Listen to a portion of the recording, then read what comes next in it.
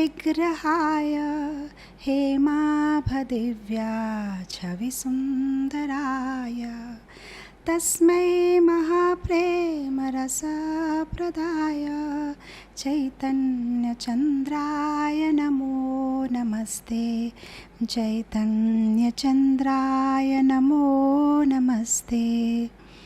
Jaya Jaya Shri Chaitanya Jaya Nityananda Jaya Advaita Chandra Jaya Gaura Bhakta Vrinda Jaya Jaya Shri Chaitanya Jaya Nityananda Jaya Advaita Chandra Jaya Gaura Bhakta Vrinda Jaya Jaya Shri Chaitanya Jaya Nityananda Jaya Advaita Chandra Jaya Gaura Bhakta Vrinda. Shri Chaitanya Mahaprabhu ki jai, Nityananda Prabhu ki jai, Panchatattva ki jai. So, today I've been asked to speak on the lives and teachings of these two glorious personalities of Swarup Damodar Goswami and Shivananda Sen. I don't know where to begin from and whom to begin from. Both are so glorious. One is a celebrated renunciate and one is an exemplary grihastha. So maybe I'll begin with Swarup Damodar Goswami and let's see how time goes. So in the Chaitanya Manjusha by Srinath Chakravarti, he mentions a beautiful verse in which in 4 lines he summarizes the whole ideology of Chaitanya Mahaprabhu. He summarizes what Chaitanya Mahaprabhu's mission is. So he says, Aradhayo Bhagavan Vrajesha Tanyas Tadham Vrindavanam Ramya Kachidupasana Vrajavadhu Vargena Va Kalpita Srimad Bhagavatam Pramanam Amalam Prema Pumartho Mahan Shri Chaitanya Mahaprabhu Matamidam Tatradarahana Paraha. He says the goal of the human life is to aradhayo Bhagavan, worship Bhagavan. Who is Bhagavan?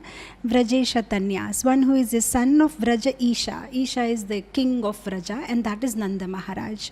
So the goal of our life is to worship the son of Nanda Maharaj, that is Krishna. Why? What will we do by worshipping him? We'll go to his dham, Tad Dhama Vrindavanam. The worshipable dham is Vrindavanam. Okay, so how do I do it? Okay, just follow the footsteps of Gopi. Ramya Kachid Upasana Vrajavadhu. Just like the Gopis are doing it, just follow their footstep. The way they did Upasana, worship of the Lord, you continue in that way. Okay, what's the syllabus? What syllabus do we follow? Srimad Bhagavatam, Pramanam Amalams, the spotless Bhagavat Purana. Okay, what will I get out of it? Prema Pumartho Mahan. And who is telling this? Shri Chaitanya Mahaprabhu Matam Idam. This is what Chaitanya Mahaprabhu said. So the thing is, Chaitanya Mahaprabhu is telling us that we should follow in the footsteps of Gopis. Now this is something so lofty. We don't even understand, how do we follow in the footsteps of Gopi? When we say following in the footsteps of Gopi, doesn't mean that we externally imitate them or try to behave like them, but following the footstep is to internally understand the mood of the Gopis. So internally understanding the mood of the Gopis, how do we do that? So where is this Gopi here in Kali Yuga? And that is Swarup Damodar Goswami. He is the incarnation or expansion of Lalita Devi, is what Vrindavan Das Thakur says in Chaitanya Bhagavat, whereas Kavi Karna Purna in his Gaura Gaunadesh Dipika says that he is Vishakha Devi. So whatever it is, we take him as a combination of Vishakha and Lalita. So the only way to approach the Lord is through these Gopis. So when we understand the mood, and when we understand the pastimes and the lessons from Swarup Damodar Goswami, from Ramananda Rai, then only we can progress in our spiritual life. Actually, our philosophy is so high, but we are in Kali Yuga. But we regularly keep speaking that high philosophy. And by going on speaking that high philosophy, there are every chances that we may start thinking that I am also on that high level. And then there are every chances for hypocrisy. So it is such a dangerous situation unless and until we take very seriously the shelter of the associates of the Lord, which we can't directly, but we take it through Guru Parampara. That will be the right way to follow the footsteps of these exalted personalities through serving the Guru Parampara. So today we will dwell a little deep into the life of these glorious personalities and see how they served Mahaprabhu, what was their mood, and what are the lessons that we can take from them. So Swarup Damodar Goswami, as I just said, is a combined incarnation, we can say, of Lalita and Vishakha. His previous Purva Ashram name was Purushottam Acharya, and he was the son of Padma Garbha Acharya, and they were living in Navadvip. So even as a little boy, Swarup Damodar Goswami, even as a little boy, he was very attached to Chaitanya Mahaprabhu. So wherever Chaitanya Mahaprabhu used to go, he used to follow him.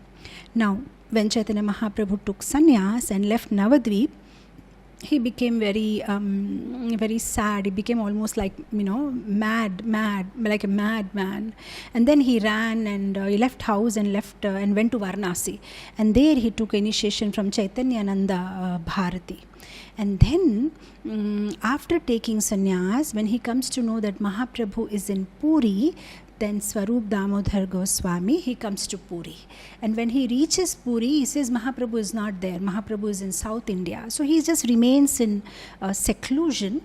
And then he waits for Mahaprabhu to return. So this is found in the Chaitanya Charitamrita Madhya Leela, chapter 10. So chapter 7, 8, 9 is about Mahaprabhu's South Indian Yatra, and then the 10th chapter we see Swarup Damodar enters. So here he meets Mahaprabhu at Gambhira. So Mahaprabhu comes back from South India, and then Swarup Damodar Goswami goes, pays his prostrated obeisances, and then Mahaprabhu immediately hugs him.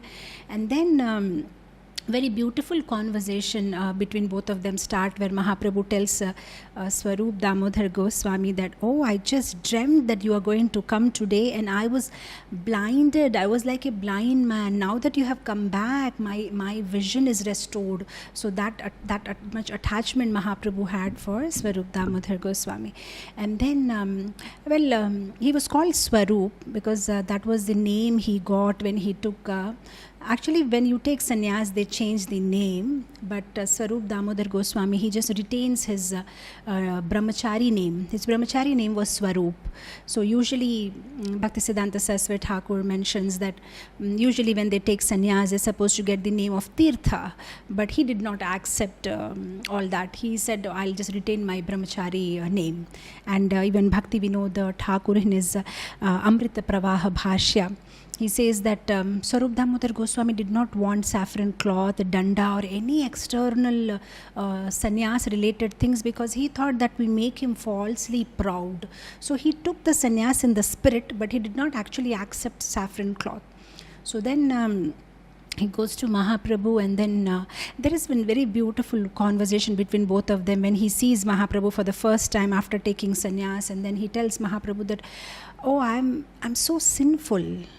I just left you. I abandoned you, my Lord, and I forgot you, and I went off to a foreign land. But you are so kind. You didn't abandon me, and you brought me back again.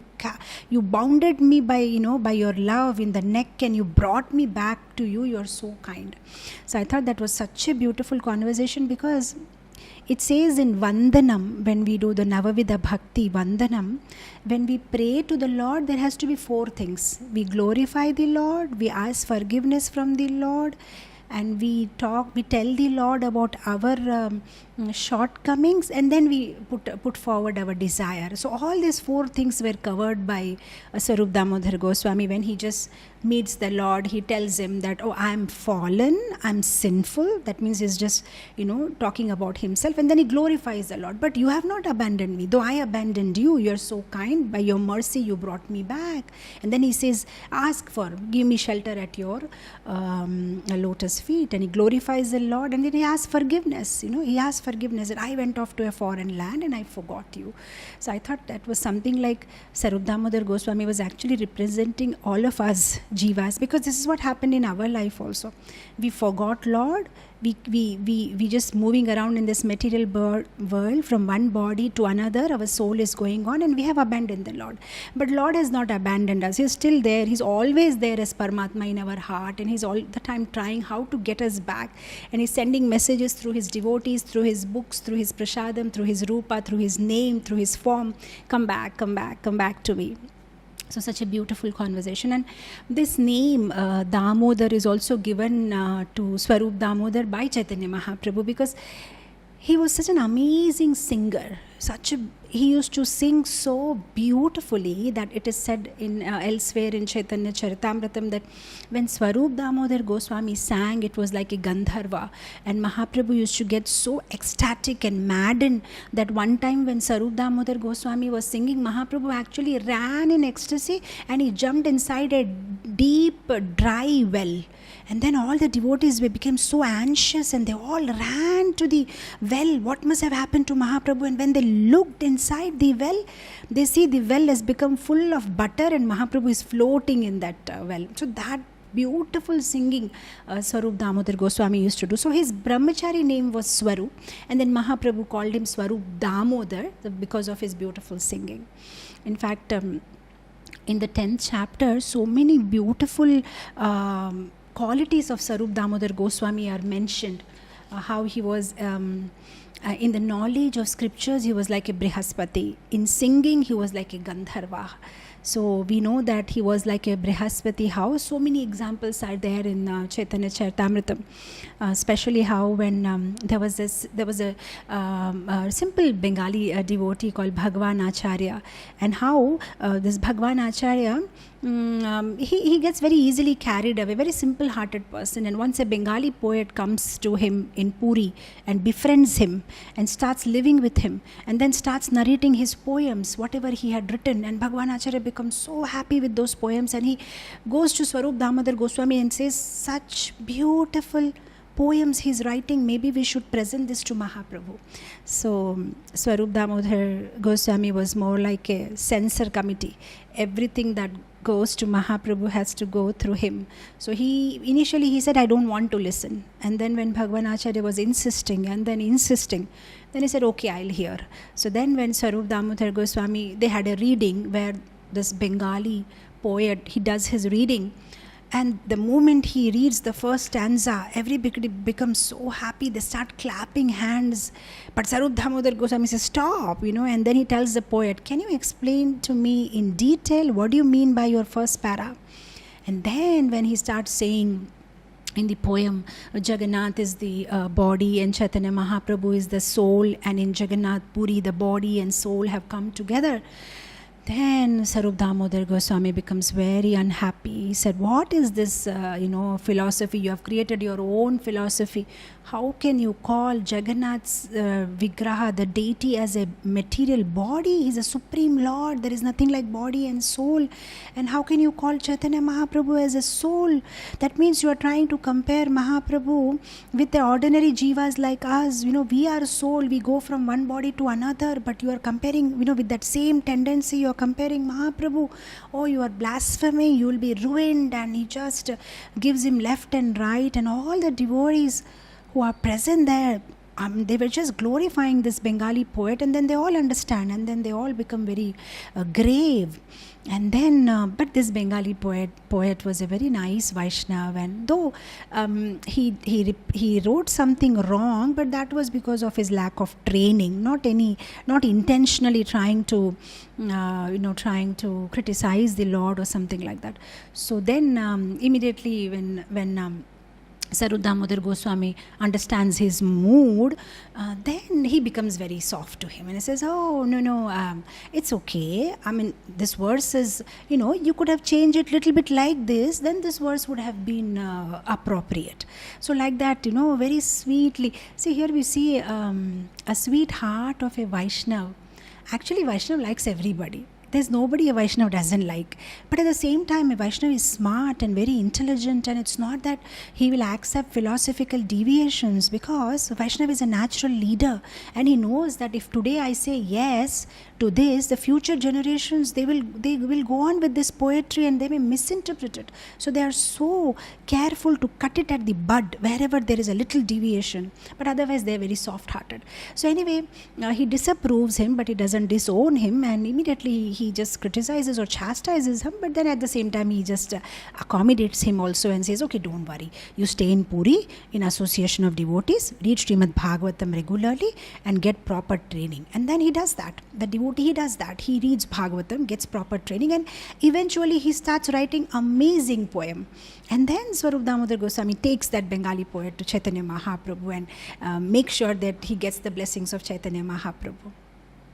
And I thought that was such a beautiful point, because sometimes in our lives also, it may so happen that we want to serve the Lord sincerely, but we may not have that qualification. But by this pastime, we understand that it's all right, even if we are not qualified. If we can take shelter of a Vaishnav, because of taking shelter of that Vaishnav in all humility, we can learn and we can eventually, render that service which we want to.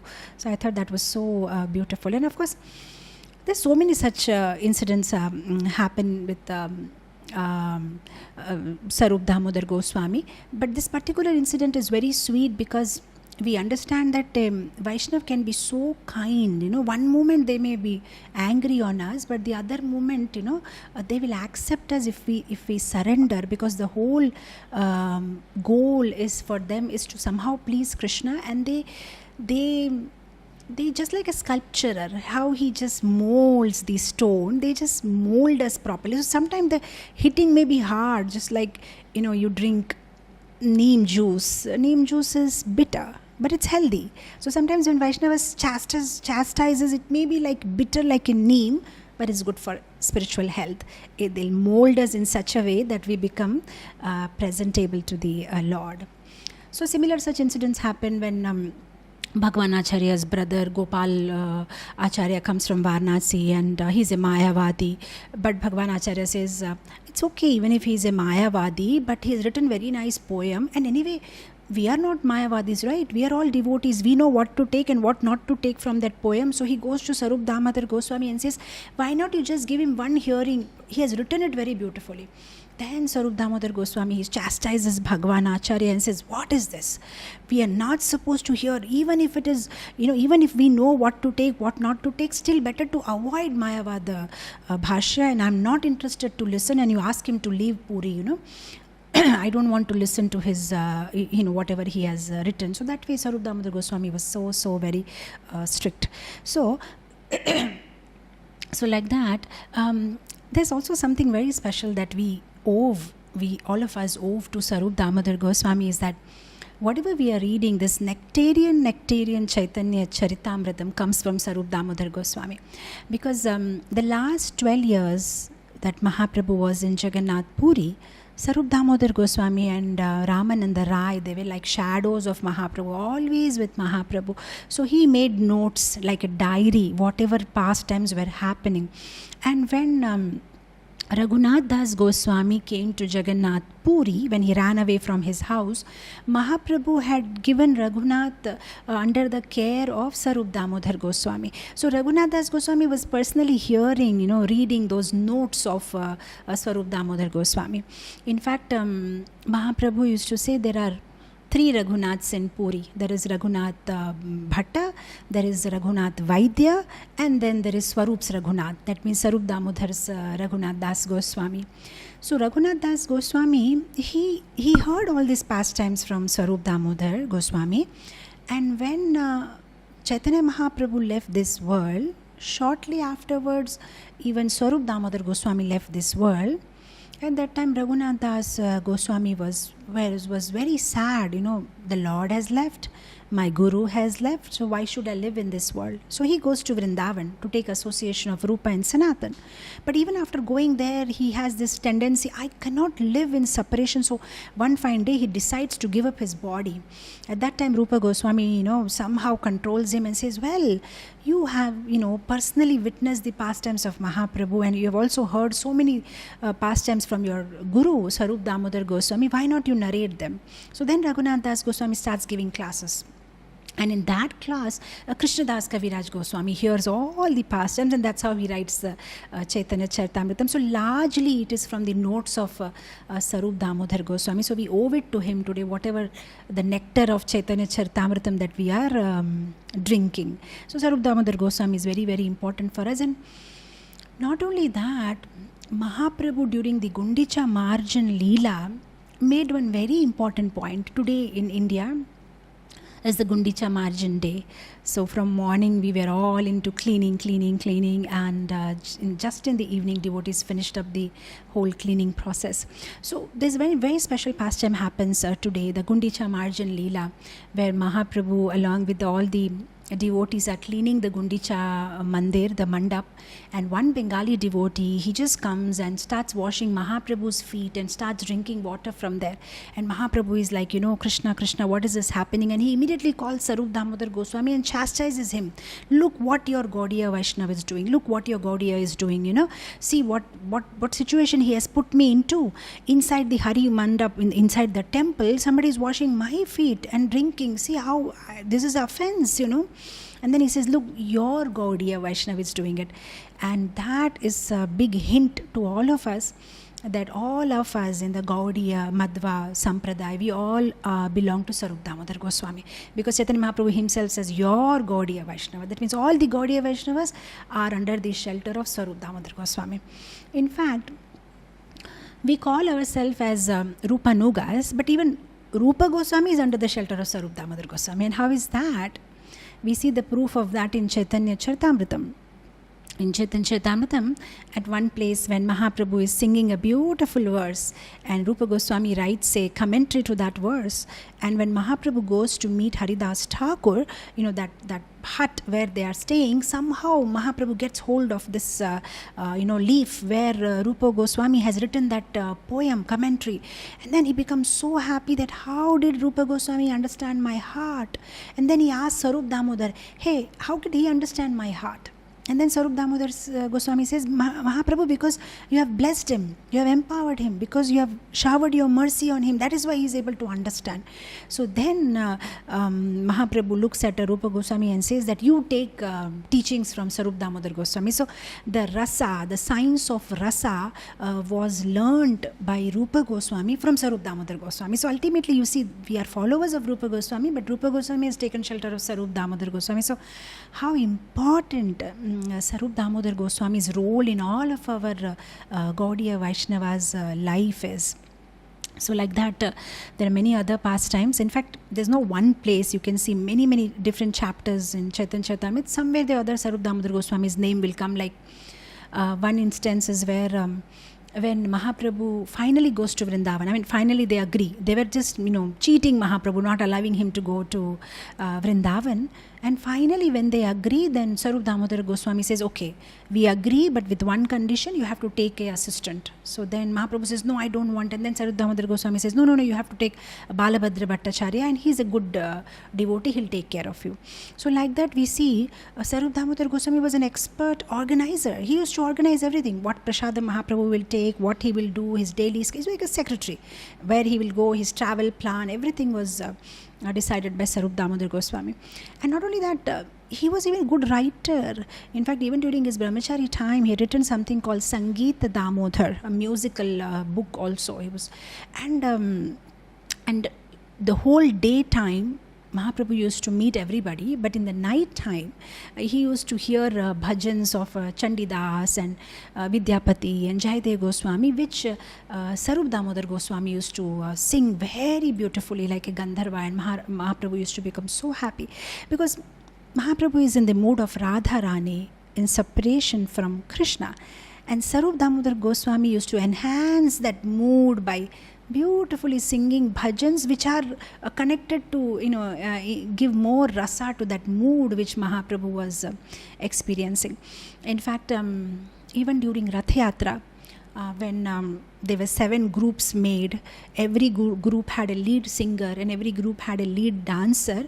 One of the group was headed by Swarup Damodar Goswami, and in his group the lead dancer was Advaita Acharya. So like that we see Swarup Damodar Goswami's name mentioned here and there in so many places, and how he very beautifully assisted Mahaprabhu. So even we see that when Mahaprabhu came back from his South Indian Yatra, he brought 2 important books. That is Krishna Karnamrita and Brahma Samhita 5th chapter, and both of these books were handed over to Swarup Damodar Goswami. So Mahaprabhu had such faith and such, he was so responsible because it was a rare copy, and Mahaprabhu handed it to him, and then he took care of copying those books and distributing it among the devotees. So there's of course one other pastime of how once Mahaprabhu is just looking at the moon and he sees the reflection of the moon on the ocean, and then he starts remembering Vrindavan, and then he thinks this is Yamuna, and he just jumps inside the ocean in the middle of the night, and then all of these devotees are searching for him where he is, and then finally a fisherman is chanting Hari Hari. So Swarup Damodar Goswami is the one who understands why is this fisherman chanting Hari Hari. Maybe he knows where is Mahaprabhu. So they asked the fisherman, hey, what happened to you? He said, some ghost has haunted me. I was just trying to do some fishing in the night, and somehow I caught a corpse, a dead body in my net, and the moment I touched the dead body, the ghost from that body has come to my body, and look what's happening to me. And then Swarup Damodar Goswami very expertly says, well, I am expert in removing ghosts, come next to me. And then Swarup Damodar gives him a big tight slap, and he says, look, now your ghost is gone, look, now your ghost is gone, now take me, from whom you got that ghost, take me to that person. And then the fisherman takes them to Chaitanya Mahaprabhu, and then they take the Lord. So like that we see such amazing pastimes of Swarup Damodar Goswami. He was very friendly with Pundarika Vidyanidhi, and of course that time when Swarup Damodar comes there from Varanasi, and after 2 years Mahaprabhu come back from South India, and during that time even Ramananda Rai comes from Vidyanagar. So that's how they all become close Vaishnav friends, and they together serve Mahaprabhu. So this is with the Leela of Swarup Damodar Goswami. And coming to Shivananda Sen. Now Shivananda Sen was a very exemplary grihastha. Shivananda Sen in the Vraja Leela is a Veera Gopi, and some other places I read that he's a combination of Veera Gopi and Duti Gopi. It's a combination of 2 gopis, and he's more famous because of 2-3 very very special incidents that happened, and also because of his exalted son Kavi Karnapurna. So Shivananda Sen had 3 sons. One is Chaitanya Das, and one is Ram Das, and one is Paramananda Das or Puri Das. Mahaprabhu used to call him Puri Das, and he later on became Kavi Karnapurna. So that is very very special pastime, because Shivananda Sen used to come every year with all the devotees from Navadvip to visit Mahaprabhu, and then they used to stay there for a few months and go back. So at one time Mahaprabhu asked Shivananda Sen, what's the name of your son? And he says he's Chaitanya Das, and Mahaprabhu says, what is that name, Chaitanya Das? And then he says, when his wife is pregnant, so he says, this time when his child is born, call him Paramananda. So Mahaprabhu does the name giving ceremony even before the child is born, because Mahaprabhu feels very embarrassed that why is he calling his child Chaitanya Das, So that's how he's called Paramananda Das. And when he's actually born and he's a small little boy, when they bring him to Puri, at that time somehow he's just 1.5-year-old boy, and they place him next to Mahaprabhu's feet. And this little boy just moving here and there, he catches Mahaprabhu's toes inside his mouth and starts sucking it. So and that's how he gets blessed with the mercy of Mahaprabhu. And when after a few years again, they used to go every year. So when this boy becomes 7-year-old, and at that time Mahaprabhu is introduced to this boy So Mahaprabhu, blesses the boy and asks him, he says, so tell Krishna, say Krishna, say Krishna. And the boy doesn't say anything, he just keeps mum. And Mahaprabhu is, telling everybody that I made even the, every small little worms also chant, Hare Krishna, even the living entities, animals, trees, and how come I'm not able to make him chant Krishna's name? At that time also, Swarup Damodar Goswami, he understands the mind, he immediately says, no, Mahaprabhu, he's not chanting Krishna's name because according to the scriptures, when Guru gives us a name, then that name should not be repeated. So because you just told Krishna, he has taken this as his Ishtadev mantra from you, and now he doesn't want to repeat it in public, but he's actually chanting that name inside his mind, Mahaprabhu, like that Swarup Damodar Goswami clarifies. So then Mahaprabhu says, okay, he can't repeat that mantra, but can you speak something about Krishna? So then immediately this 7-year-old boy, he opens his mouth and composes then and there a beautiful verse on Krishna. And when he just, flawlessly recites that verse, everybody is dumbstruck. Oh my God. And then Mahaprabhu says, oh, this is so beautiful. Then he calls him Kavi Karnapurna. And that's how he becomes. Kavi is a poet and Karnapurna is the ears, such beautiful. It is a nectar for the ears. And some other places it says because he spoke about an ornament which the gopis put in the ear, or Krishna is the ornament of the gopis. So many such interpretations are given to that verse. But finally he's called the Kavi Karnapurna, and we read the Ananda Vrindavan Champu, which is composed by him, and Gauragona Desh Deepika, which is a reference for all of us all the time. Who was what in Vrajalila and Gauralila is by Kavi Karnapurna. So Shivananda Sen had 2 nephews, that is Sri Kanta and Sri Vallabha.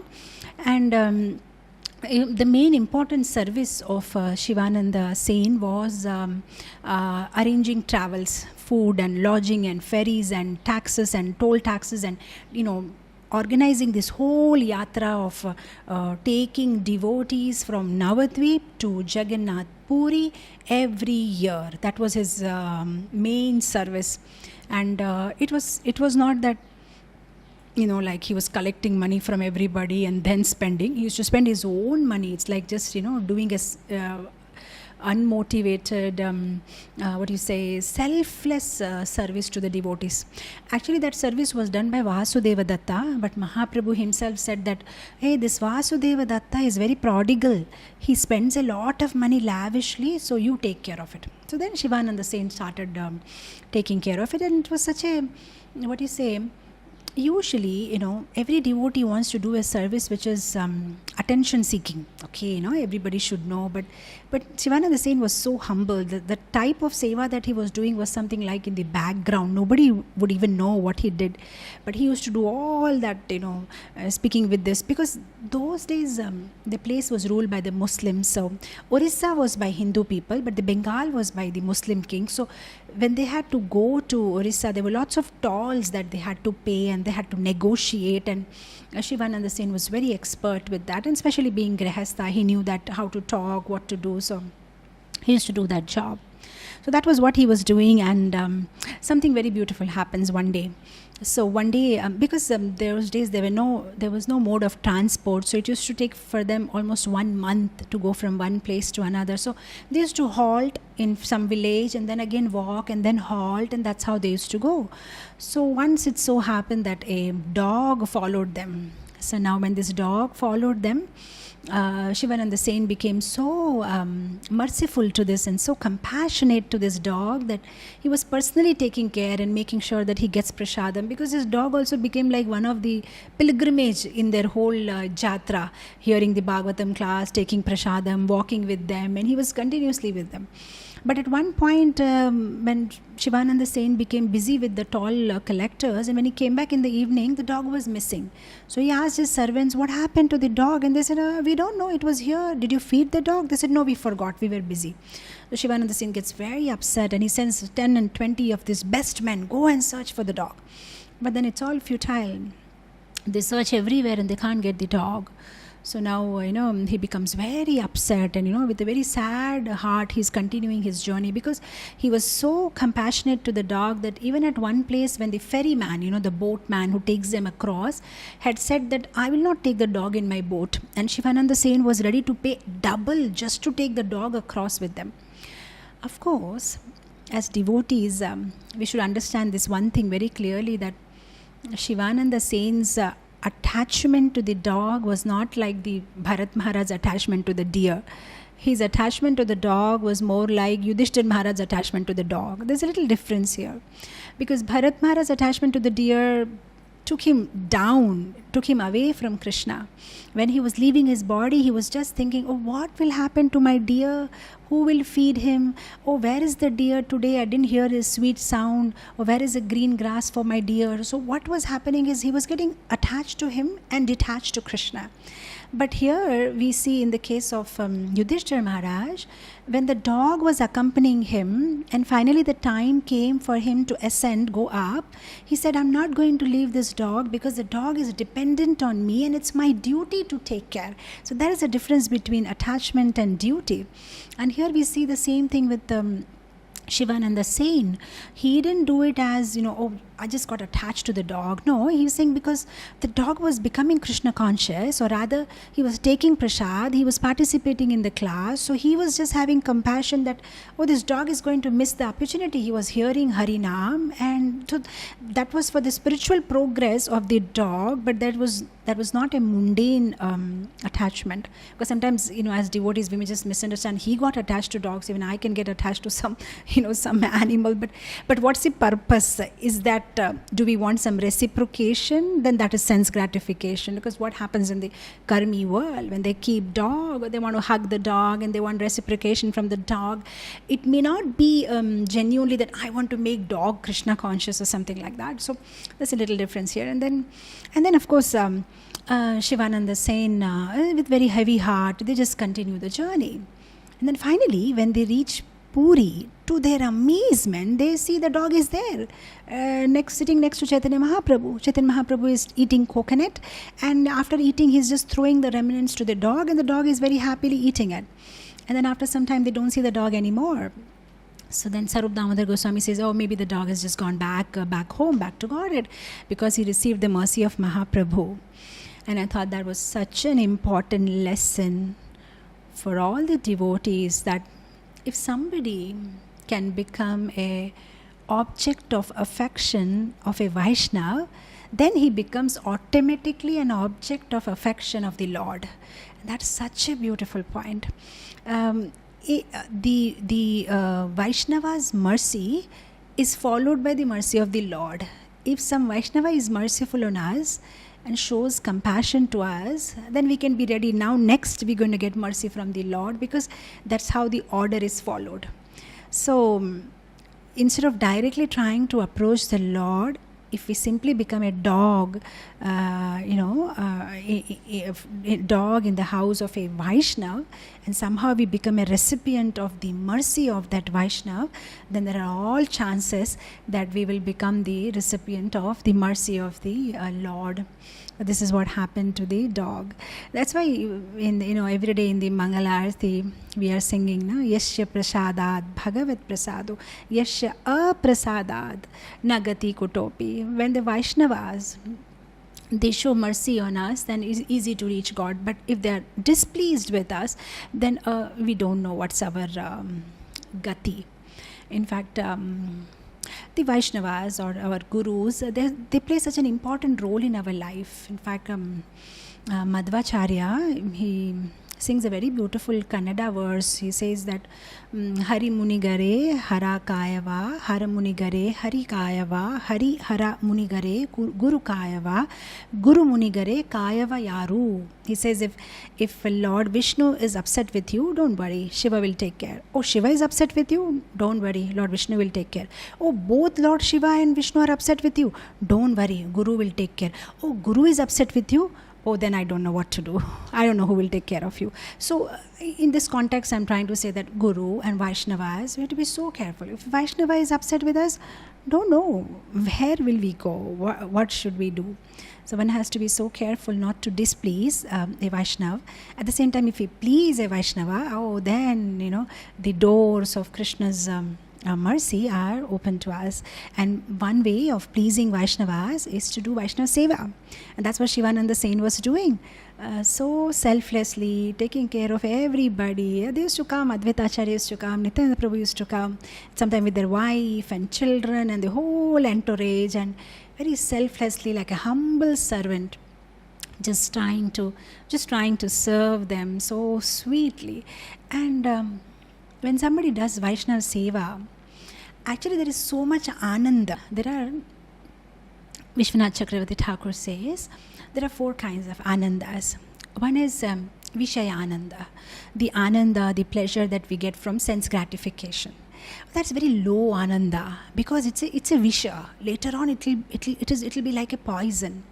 One is Brahmananda, when somebody gets merged into the Brahman effulgence. Okay, that also gives ananda, but it's temporary. Anytime you will fall down. And one is Premananda, when we get Krishna Prem. But he says, better than Premananda is Sevananda. When you serve the devotees of the Lord, then that's the best thing, the best kind of bliss that you feel. So very important point we see here is Vaishnava Seva. When somebody does, so this is one important point. When somebody does Vaishnava Seva, they become very powerful. And I'll give you proof of this.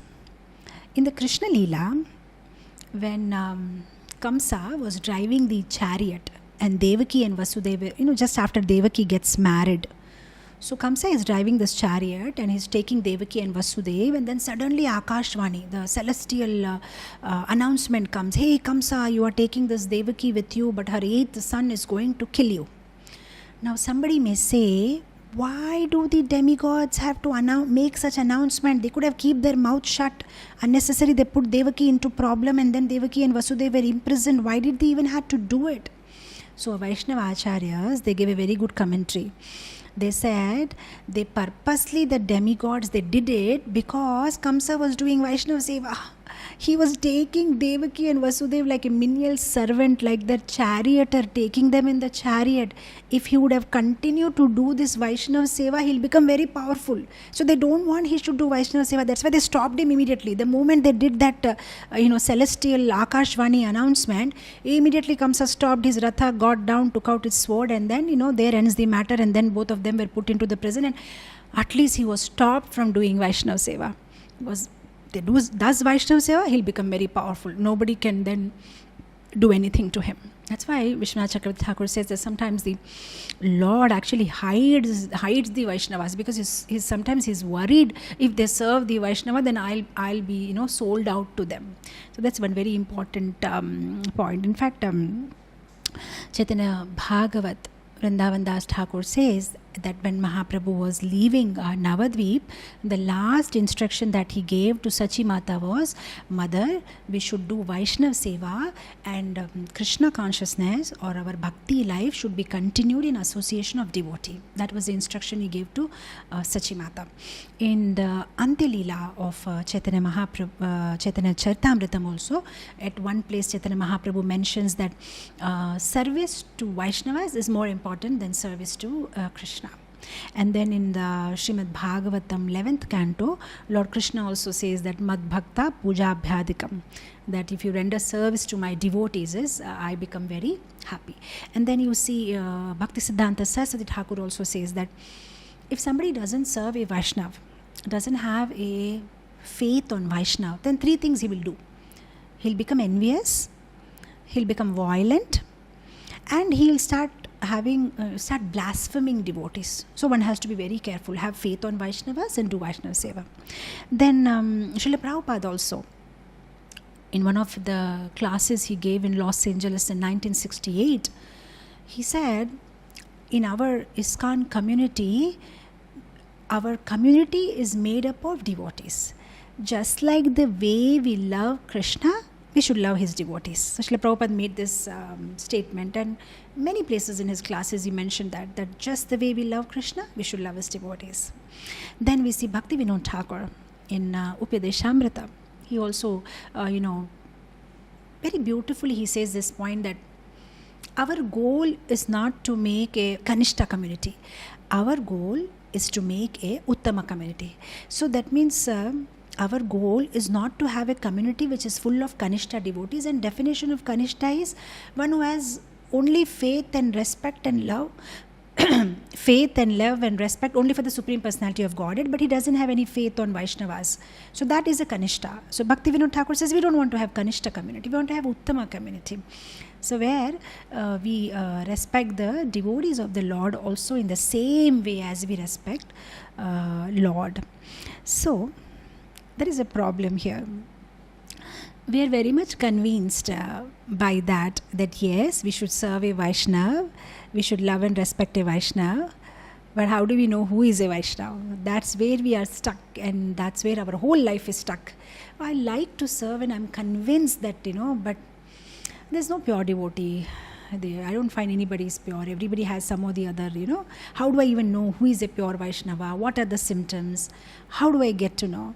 So Vishwanath Chakravarti Thakur, in his commentary to Srimad Bhagavatam, verse 4.4.12, gives very interesting statement.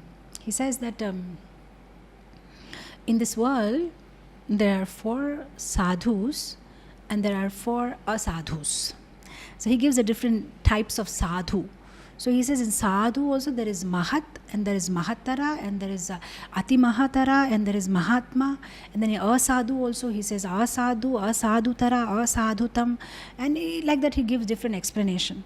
So in that, if I want to put it in simple words in English, he says there are some people who see good and bad, but they focus only on good and they ignore bad. There are some people who see good and bad, but they focus only on bad and ignore the good. There are some people who see both good and bad and give equal importance. So some people they see only good, some people they see only bad. Some people they see bad also as good, and some people see good also as bad. And then Vishwanath Chakravarti Thakur gives this example. He says that let's say there is a sadhu in Vrindavan, and in the cold winter night, he's just sleeping with his blanket, and a thief comes and steals away that blanket. So what this Mahatma, sadhu, he will see bad also as good. So he'll say, hey, glory, glory, glory to this thief, he's so nice. So people will ask him, what is nice about him? No, he had a knife with him, but just see, he did not kill me, he did not do anything. Simple boy, just took my blanket and left, so nice hearted. So that's how the sadhus are. Even in the bad, they see only good. But those who are asadhus, even in the good, they see bad. If they see some sannyasi preaching, or they see anybody preaching, they become so envious, Oh, he's preaching, but what kind of sannyasi? He's just see his belly, he has a pot belly. Oh, what kind of sannyasi? He's just going to Grihastha's house and he has so much money. Oh, what preaching this person is doing, just see the way he's dressing himself. So in the good also, because they just can't take the good of others, they'll just try to point out some fault. If nothing, they'll try to find out fault with the dressing. Dressing is not good, this is not good, that is not good, but some fault finding will happen. Sadhus. So Vishwanath Chakravarti Thakur says the problem is with us. Actually, there are so many Vaishnavas, but the problem is we have that asadhu nature. Just try to magnify the bad in others, and we are not able to see good in others. So, you see that an example of who can be, Mahatma or Mahatara, we see Bhaktivinoda Thakur. If you see in his Kalyana Kalpataru, there is one very beautiful verse where he is taking blessings from all those Shatru, all the enemies of Chaitanya Mahaprabhu. So in the Chaitanya Leela, all those who caused disturbance, he said, oh, they are so worshipable. Because if they were not there, how the rasa will come? They just came and disturbed Chaitanya Mahaprabhu because they wanted to glorify him. Oh, my pranams to them. So he did pranam to both Mitra and Shatru. All those who were helping Chaitanya Mahaprabhu in his pastime, he said they are glorious. All those who were disturbing Chaitanya Mahaprabhu in the pastime, he said, oh, they are so glorious. For him, everybody is glorious. Oh, everybody is so nice. Oh, they don't mean it. They're just doing it because they want to glorify Chaitanya Mahaprabhu. So like that, They see good in just about everybody. So we can see that practically Bhaktivinoda Thakur, and he's asking them also for blessings. He's asking those people who disturbed Chaitanya Mahaprabhu also, he said, please bless me so that my mati, this Bhakti Vinod's mati is in Krishna, please bless me. He says like that. So it was so beautiful. So those who are devotees of the Lord, they are sadhu, mahatmas. For them, everybody in this world is so nice. So that mentality needs to be cultivated. Because if we keep on finding fault and we keep on finding fault, then we cannot progress in our Krishna conscious journey. And if we keep on judging people and keep on tagging them, oh, he's okay Vaishnava, but he's not a pure Vaishnava. Actually, we should consider everybody as a pure Vaishnava and respect everybody. That should be the rule, because see, Jagadananda Pandit also says, elsewhere that even demigods cannot understand who is a pure Vaishnava. Then how can you and me understand who is a pure Vaishnava? Sometimes a pure Vaishnava may hide himself. What will we do? How will we know who is a pure Vaishnava? We may end up committing, offenses. Let's say if a pure Vaishnava starts behaving like a completely materialistic person just to hide himself, he doesn't want people to know he is a pure Vaishnava, then we'll be in big mess if we start judging people with their external behavior. So better, we should be respectful to all, should be our, agenda. Everybody should be respected. Again, all said and done, I'm not saying that we should take association of everybody, because that we have to be careful which association inspires us in Krishna consciousness. What we are simply talking here is respectful to everybody. Just be respectful to everybody. We have to be so careful.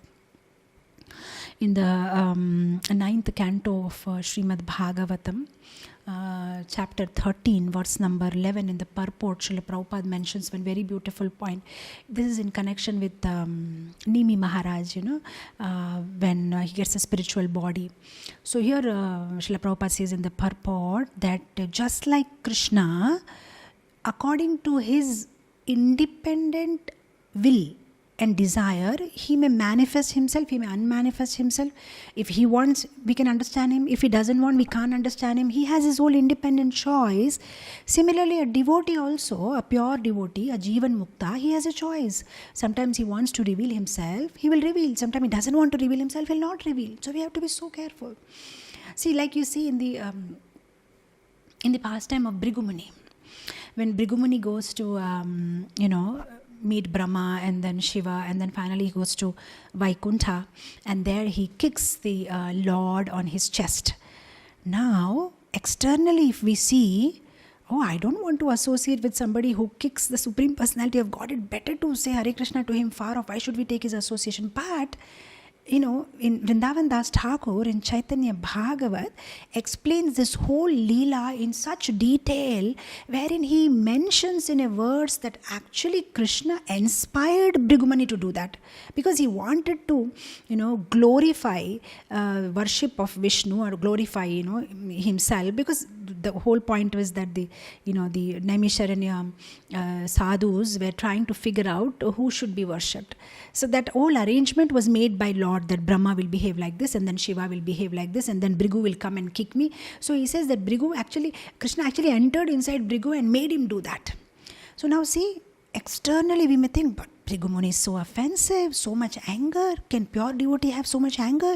No control over his senses. He went and kicked the Lord himself.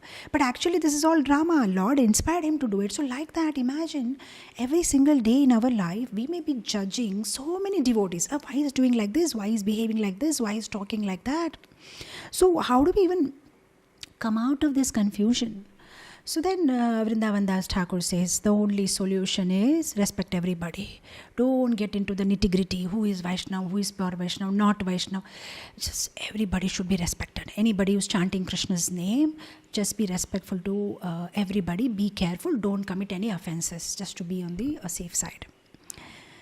But Gaur Govinda Maharaj, he made one very important point. He says, definitely there are pure Vaishnavas in this world. And he says, what is the proof for that? He said, the fact that there is oxygen in this room means there is a pure Vaishnava here. The fact that sun is rising every day and setting every day, there is a Vaishnava here. Now why he says that? Because that is what is mentioned in the Padma Puran 7th canto. In Padma Puran, Lord himself is saying that in words. He says, this whole material creation exists because of a pure devotee. If there is no pure devotee in this world, then material creation cannot exist. That's what the Lord says. So the fact that this whole material creation is here, that means there is some pure devotee here. If there is no pure devotee, there will be no material creation. This whole universe will be destroyed, and that's what Lord confirms. So we shouldn't be so much, judgmental. Oh, we don't know who is a pure devotee. Anybody is chanting Krishna's name, all are devotee, respectful to all, and we should not, sit and make analysis. I want to surrender and serve, but I don't know who is a Vaishnava. So better to be nice to everybody generally. And then, of course, those devotees who are Sajatiya and those who are Suhrida and those who are inspiring us and helping us in Krishna consciousness, we take more of their association and serve them. But the other devotees, we are careful not to offend them. So, of course, we don't know because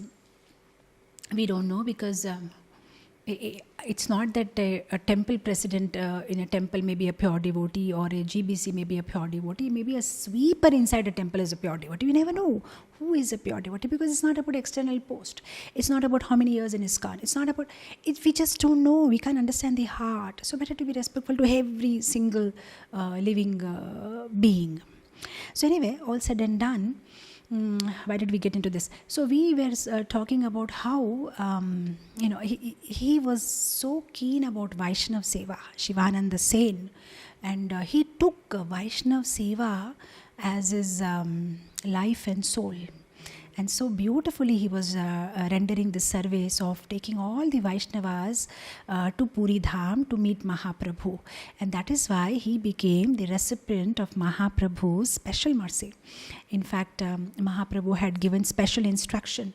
He said, as long as Shivananda Sen's family is in Puri, they should get my direct remnants. So Mahaprabhu's plate, whatever he used to take prasad, the direct remnants used to go to Shivananda Sen's family.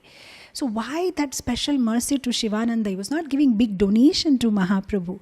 What he was doing, which catched Mahaprabhu's attention, is he was doing Vaishnava Seva.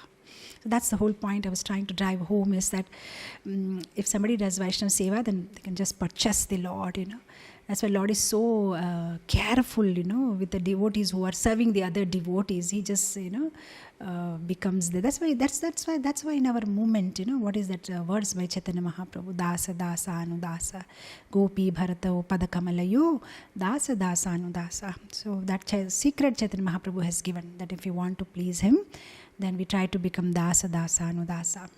Now, exemplifying that mood of dasa dasa anudasa, we see one more very important event or incident that happens in Shivananda Sen's life, and that is one time when he's organizing a similar trip to Puri, how he just gets too busy with the toll tax people, and Nityananda Prabhu has accompanied, and the whole point is they've been waiting for a long time under a tree, and they're hungry, and whole day has passed, and by the time Shivananda completes all that job of paying the toll tax and comes to Nityananda Prabhu, he sees his wife is crying, and he says, what happened? Why are you crying? And he says, Nityananda Gosai has got so angry with us. He said, hey, this Shivananda is keeping me like this under a tree.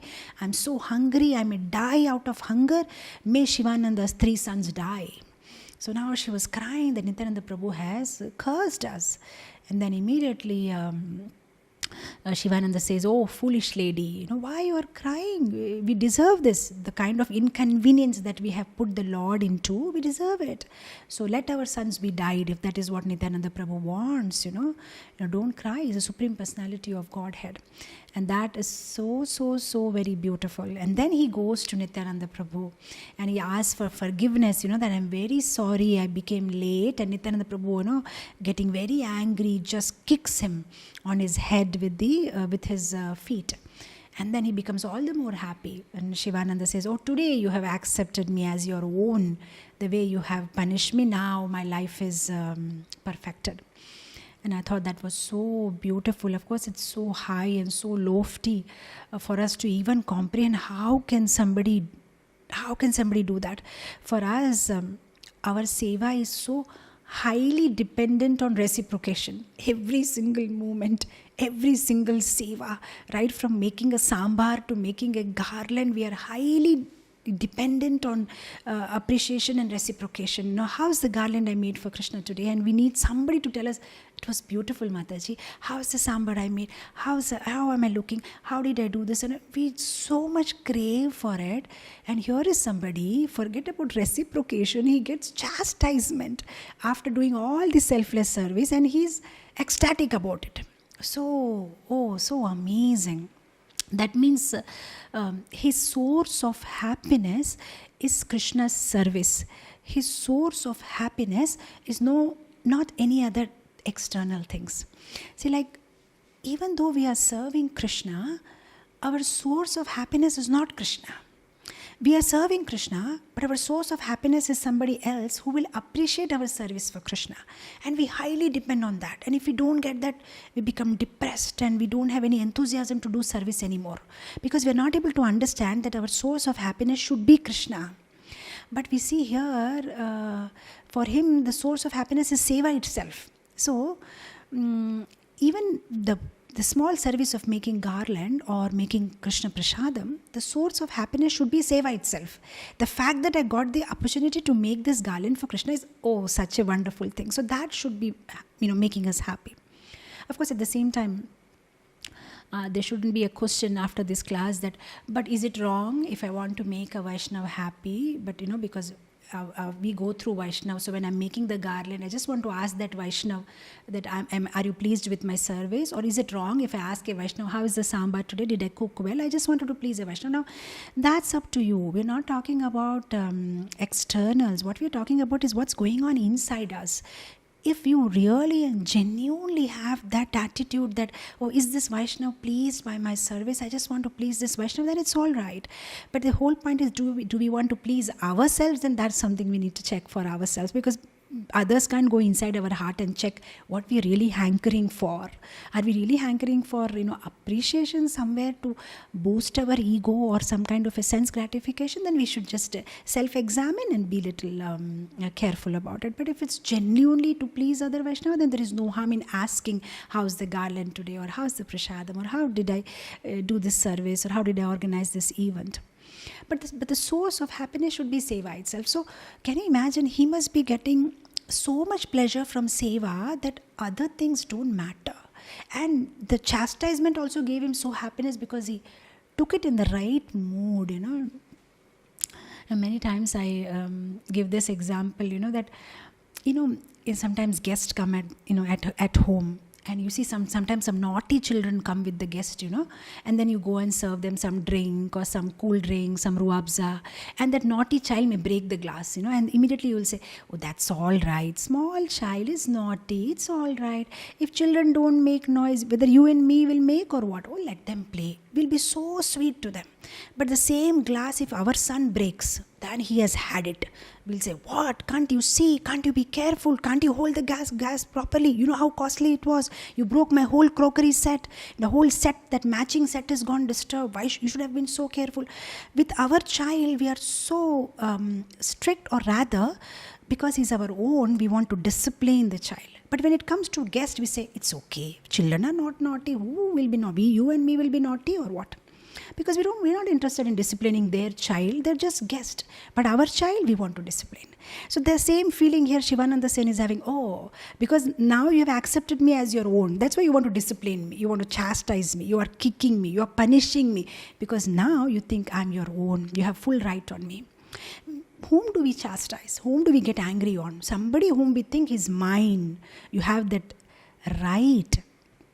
You don't chastise just about anybody walking on the road. So such a nice mood he takes it up. Oh my Lord, today you have accepted me as my own. And of course, the other way of looking at this Leela is that the Lord wants to glorify his devotees and just show the world, see how great is my devotee. He can tolerate every situation. Recently, one very nice clip of Srila Prabhupada has become viral in WhatsApp, Everybody is just sending each other this very beautiful clip where Prabhupada is, very laughingly telling Narada, he went and told the Pandavas, he said that, oh, very nice, no, Pandavas or whom? He says that, oh, very nice. Narada is telling Krishna, I'm sorry. Narada is telling Krishna, oh, very nice. The Pandavas have lost their kingdom and their wife is also insulted and they are now in exile. Somewhere they are roaming from one forest to another. Oh, that's your glory, my Lord. That's how you treat your devotees. But what I'm wondering is, still their love for you goes on increasing day by day. So what is this hypnotism that you are doing on them? Narada is asking Krishna. What are you doing to them? They are put in so much trouble, but every single day their love for you is more than what it was yesterday. It keeps on increasing, whereas their misery is also going on increasing. Day by day they're facing more and more misery, but the love is not reducing. So what is that hypnotism that you are doing to your devotees? So like that we see in Chaitanya Leela about Srivas Thakur, when his son dies, in the middle of the Kirtan. Now, Chaitanya Mahaprabhu is the supreme personality of Godhead and he could have, make sure that Srivas Thakur's son does not die. But Lord doesn't interfere and the child dies. And then Srivas Thakur goes and tells, to his wife and mother and all, hey, don't make noise, it will disturb Mahaprabhu's Kirtan. So why does Lord organize this kind of pastimes, kicking Shivananda Sen and then, Srivas Thakur's son dying and all this just to tell the whole world, look how great is my devotee. Just like, Lord Shiva is telling Parvati when she just curses, Chitraketu Maharaj, Lord Shiva is looking at Parvati and saying, see how great is the Lord devotee. If he wanted, he could have cursed you back. But that's the beauty of Lord Krishna's devotees. They're so tolerant, So we see with this incident, such beautiful quality of a devotee is exemplified. For devotee, he literally, you see this in Bhakti Vinod Thakur's bhajan. This is one very beautiful bhajan, one of my favorite bhajans. It says, Manasa deho geho jo kichu mora arpilu tu apade Nanda Kishora Sampade Vipade Jivane Marane Dai Mama Dev Tuva Opada Barane Maro Virakho Bhi Jo Icha Tuhara Nitya Dasa Prati Tua Adhikara, the last line, Nitya Dasa Prati Tua Adhikara. You have full rights. Maro bhi rakho bhi. You want to save me, kill me, do whatever. That you have full right. Sampade vipade. During prosperity or during, reversals. My shelter is only you, my Lord. And whether it's my mind or it's my body or it's my house, everything is you, my Lord. Oh yeah, here is the bhajan. Yeah, so such a beautiful bhajan. It's a Janaka, Janani, whatever my children, everything is yours, my Lord. So it's not only about these bhajans. If you see those devotees in Chaitanya Charitamrita, they actually show us by example whatever these Vaishnava bhajans are, and they exemplify that quality, and show us how actually it is possible. It's not lip deep, it's actually heart deep. They actually, show it by their lives, Actually, this bhajan is otherwise very nice for us to sing, but actually to apply in our life is something, and this Vaishnavas are showing us how to apply them in our life. So anyways, there's so many other stories, so many other pastimes of Shivananda Sen. But anyway, so we'll try to end here, maybe another one pastime, and then I close it here. So like this, we see that the pastime of the dog and the pastime of how Nityananda Prabhu kicks him, but he still shows so much tolerance, and how he received the remnants of the Lord. And sometimes by this kind of pastimes, Lord also wants to give example to others. Just like Prabhupada said, that if you want to teach something to your daughter-in-law, you shouldn't scold her. You should tell your daughter and she will learn. So sometimes, like we see in the life of Pandavas, or for that matter, Haridas Thakur or Jaydev Goswami or Tukaram or Narsim Mehta or Srila Prabhupada or, Amrish Maharaj, all these devotees, we see so many troubles or in their lives. The whole point is Lord wants to show how they behave during such situations in their life, so that we can take inspiration from them, and they are like this, just showing us as examples. Like, for example, sometimes why I'm mentioning this is, sometimes apparently we may feel, why does the Lord has to be so tough? So tough. Can't he show it in some other way, kicking him, and after so much, like if you see even Chaitanya Mahaprabhu, if you see this one pastime in Chaitanya Charitamrita about Chota Haridas, the poor fellow, it was not that big, he just goes to Madhavi Devi's house and begs some rice, and frankly speaking, that Madhavi Devi was not some young and beautiful girl, she was an old lady, very old lady, but still Lord is so hard to Chota Haridas and says, I'm not going to see your face. And for 1 year, Chota Haridas patiently waits. In fact, I should mention this, that when we were talking about Swarup Damodar Goswami, another beautiful quality of Swarup Damodar Goswami is that when this incident happens, 1 whole year Swarup Damodar Goswami takes prasadam for Chota Haridas and gives him solace. Hey, don't worry, Mahaprabhu will call you back in his service. Mahaprabhu is very merciful, have patience, and so nicely he just convinces him and consoles him. So that was also one very beautiful quality of Swarup Damodar Goswami, very, very, very mature, like a natural leader, because she is Lalita, right, connecting Radharani and others. So Chota Haridas, you see, Lord was so strict with him. So why was Lord so strict? And then poor fellow finally goes to Varanasi, gives up his life, and then with a spiritual body he's serving Mahaprabhu. And in fact, when some devotee tells Mahaprabhu that Chota Haridas has left his body, Mahaprabhu smiles. And devotees are like, okay, Mahaprabhu is not even crying. Oh, really? He left his body? Nothing like that. He's smiling, happily. We may feel, what is this? Mahaprabhu is supposed to be Patita Pavan. Why so bad? But there's beautiful verses in that chapter where I was reading this verse and I thought this is so beautiful. It says that because of Chota Haridas incident, the other devotees in Puri became so afraid that even in their dream also they were not speaking with any woman. Even in dream they didn't want to speak to a woman. Arey, Chota Haridas was in such a big problem, I don't want to be in that problem. So sometimes apparently Mahaprabhu is doing things just for an example, so that others become very cautious and they become very strict in their sadhana and their Krishna conscious life. So sometimes that is why also Lord, apparently it looks to our eyes, he's so hard, but then he has his own reasons. So like that, there are many other pastimes also of Shivananda Sen with Nakul Brahmachari, and then there is a pastime of how Nakul Brahmachari is showing all the symptoms of Mahaprabhu. There are 2 ways that he I can go for another 5 minutes, it's okay? 5-10 minutes, it's okay?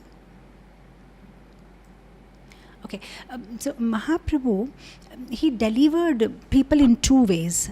One was by Shakshad Darshan. Okay, people actually see him and get his mercy. And one was Shaktavesha. How he was doing that is, anybody who used to come and meet him, they used to get infected by Krishna consciousness. Then they used to go and infect other people in Krishna consciousness, and then those people used to go to some other villages and infect other people, and that's how it was like a tsunami. Everybody was becoming a Krishna devotee. So sometimes what Mahaprabhu used to do is, he used to empower certain people, and they used to show all symptoms, or sometimes they used to show the same luster and their body also like Mahaprabhu, same mood like Mahaprabhu, same way of chanting like Mahaprabhu, the internal mood like Mahaprabhu, separation from Krishna like Mahaprabhu, making thunderous sound, everything they used to show like Mahaprabhu. And this was a special mercy of Mahaprabhu. So one such devotee called Nakul Brahmachari, he was exhibiting all these symptoms. So Shivananda saying, he got a little doubt in his mind, oh, really Mahaprabhu is manifesting in his heart and these symptoms are coming, or he's just making some show out of it. So then he goes to that place where Nakul Brahmachari is there, and there are hundreds of people and all are chanting with him. And then Shivananda Sen thinks in his mind, if really Mahaprabhu has shown his mercy to this Nakul Brahmachari, then even inside this crowd he will point out, he'll call for me. So purposely in the crowd he hides himself. But Nakul Brahmachari calls, hey, where is Shivananda? Call him, and he sends 4 people. Hey, who is Shivananda? Shivananda. And then they bring Shivananda to Nakul Brahmachari. And then Nakul Brahmachari tells him, say, hey, you were doubting me, but I know that you were hiding, and I know what's your mantra, that Gaur Gopal mantra that you are chanting. I know your mantra, what you are chanting, the 4-syllable mantra. And then he tells him, then he becomes convinced. So this is one pastime where Lord is so mercifully removes the doubt in the mind of Shivananda. And one more time also such things happen with Shivananda, where every year devotees go to Puri, to Mahaprabhu. But one year when Shivananda Sen's nephew Shrikant goes to Puri, Mahaprabhu tells him that go and give this message to devotees in Navadvip. This year they don't need to come to Puri. I am coming to Navadvip. So the devotees didn't go to Puri. They were waiting for Mahaprabhu, but Mahaprabhu never came, and they are feeling very sad. So at that time, one devotee called Pradyumna Brahmachari, who is also known as Narsimananda Brahmachari, this name was given by Mahaprabhu to him. He comes there and he asks, why all of you are sad? He said, Mahaprabhu said he'll come, but he is not coming. So then he says, I'll bring Mahaprabhu, within 2 days he'll be here. And then he goes and stays in Shivananda Sen's house and says, give me all ingredients, I'll cook, So then he cooks, and then in his meditation only, he brings, Mahaprabhu. He's just making the whole road for Mahaprabhu, putting all the petals in the road and showering all petals on Mahaprabhu. But then he sees that Mahaprabhu has come up to Panihati, but then he sees Mahaprabhu is not coming here. So then he is just sharing it with them, that, and then meanwhile he cooks. So he has 3 deities. He has Jagannath, and he has Narsimhadev, and then of course he makes a 3rd plate to offer to Mahaprabhu. So this pastime takes place where he takes the ingredients from Shivananda Sen, and then he's cooking, and then he offers 3 plates, and then he goes outside, because that's the system. The pujaris are not supposed to stay in the place when they make the offering. They have to allow the Lord to space for taking offering, taking the bhoga. So when he goes out and comes back, he sees all the 3 plates are empty. And then he gets very upset, and then he is telling, oh, what is this, Mahaprabhu? You have taken off the bhoga of Nrsimhadev also, and you have taken off the bhoga of Jagannath also. What is this? Now Nrsimhadev has to fast, because his Ishtadev was Nrsimhadev. So when he is talking like this, Shivananda Sen has a little doubt in his mind. He thinks that, is he just telling out of affection, like, in a bhava, or really Mahaprabhu came here and took prasadam? So that he doesn't believe it. So next year when they go to Puri, somehow in a general talk, Mahaprabhu is telling, hey, this Pradyumna Brahmachari last year in the month of Pausha gave me such excellent vegetable and rice. It was so tasty. Then everybody understand, oh, that means the Pradyumna Brahmachari was telling correct. Mahaprabhu had actually come and taken prasadam. So Mahaprabhu used to do that many times, Like we know this famous verse that whenever Sachimata cooks, wherever Nityananda dance, and at Raghav Pandit's house, and Srivas Thakur, wherever there is a kirtan, these 4 places Mahaprabhu will be there. He'll come himself personally and he'll accept Sachimata's cooking. So this is one pastime this happens. And of course, Raghunath Das Goswami, when he left his house, his parents were very much worried about him. So they asked Shivananda, oh, did he accompany you? So he said, no, he has not come with me. I don't know. So when he came back from Puri, they asked him, did you see my son there? And he said, yeah, he was there, and he's so renounced and so austere. He's just begging food. And the parents become very unhappy, and they said, no, please, give him this money. So they give 400 rupees to Shivananda Sen, and they send one cook and 2 brahmanas, to serve him. So then Shivananda, he goes and gives to Raghunath. Of course, Raghunath does not accept it, but this seva Shivananda used to do. Any message to be given from Navadip to Puri, Puri to Navadip, and he was like this, serving all the devotees and making them so happy. So like that, these are the beautiful pastimes in the life of Shivananda Sen and Swarup Damodar Goswami.